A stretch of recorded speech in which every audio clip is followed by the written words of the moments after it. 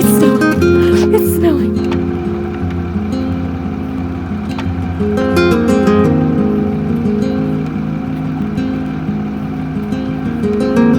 Guys, this view right now.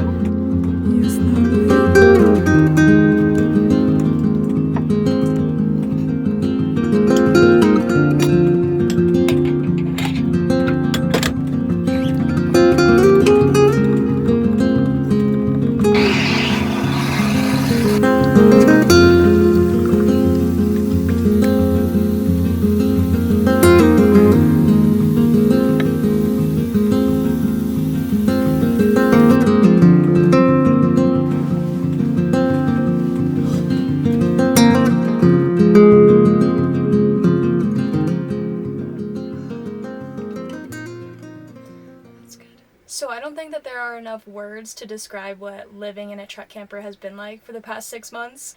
It's been peaceful, exhausting, happy, sad, lonely, yet ironically extremely community filled. I guess like what I'm saying is living on the road has just proven the duality of life, and like just like anything in life, like it's really like what you make it. So I've been on the road for 6 months, and I thought I'd be vlogging this whole time, so we have a lot to catch up on. Anthony and I and Stanley, we moved into this camper on June 1st. I gave up my apartment, I sold my car, I made a whole video on my last month living in Tahoe in my apartment, which you can see here, and it was a huge just risk to take. Anthony quit his job so we could travel full time, and it's been great. I'm really excited for this video so I can share the main things that I've learned while living on the road in a truck camper for the past 6 months, because there's a lot, but I've narrowed it down to like 3 or 4. Lesson number 1 was definitely like being adaptable. Like, you have to be adaptable when living on the road. Nothing goes as planned. You either have to roll with the punches or you're gonna get punched. And we learned that from the very beginning, because from the day, literally the day that we moved into our camper, 2 really bad things happened. We found out that our camper was sagging in the back, and one of the front left shoulders was also sagging, so we had to make almost like this exoskeleton made from like some welded steel. 2 like wing exoskeletons like built for our camper, which delayed us by a few weeks, and then our turbo actuator went out in our Ram 3500. So $3,000 later, after the turbo actuator plus the getting the exoskeletons made, we were finally able to hit the road. But so basically during all this time, we thought we were gonna have like a couple weeks to renovate our bathroom in our camper too, and none of that got done. Instead, for the month and a half, we were fixing all of those things, and we did not plan on staying at our little campsite that long in Northern California. So we learned right off the bat that you kind of have to be adaptable. You kind of have to be prepared too. Like, our whole summer plans, like that we had written out, where we would be, who we're going to be hanging out with at what time, like all of those plans that we made with other people, like got pushed back, or we were chasing a destination to get there in time. So there are definitely some stressful moments, just because on our part we like planned this huge itinerary that we thought we'd accomplish, which we did, and it ended up like crunching all the time we had. So being adaptable, and looking back, we really don't want to be rushing anywhere anymore. And as I say that, we're rushing to Pennsylvania for Christmas, but after that we really don't want to be rushing to places anymore. Like, that was our whole goal with like van life, camper life, whatever. Like, we wanted to, like, our goal why Anthony quit his job to like so we could work together was so if we were driving down a desert road and we saw an interesting road to the right, we could just take that road because we didn't have anywhere to be the next day. And even though we're living full time in our camper, like we're still in this rush, which I'll get to a little bit later in the lessons too, which brings us to number 2, which is things don't change unless you change. Which I feel like there's like this whole idea that like once I have this I'll be happy, or once I'm living in my truck camper I'll be so much more present, or once I'm in my truck camper I'll have all this free time. Like I feel like the free time thing was huge for me. Like Anthony and I both were like, once we're both full time in the truck and camper, we'll have all this free time. But like I truly think having free time is a mindset for us, and we're both really bad at that, and we're working on that. Where like we just don't know how to chill. Like we just fill up every calendar, every schedule, every day. Like we have something to do, and we just have no chill, and we still don't feel like we have free time because that's like a mindset thing that we have to work on. So number 3 is the outdoors heals. And I know that sounds like very, very basic, but it's so true, and I don't think enough of us like take the time for ourselves to just go touch grass.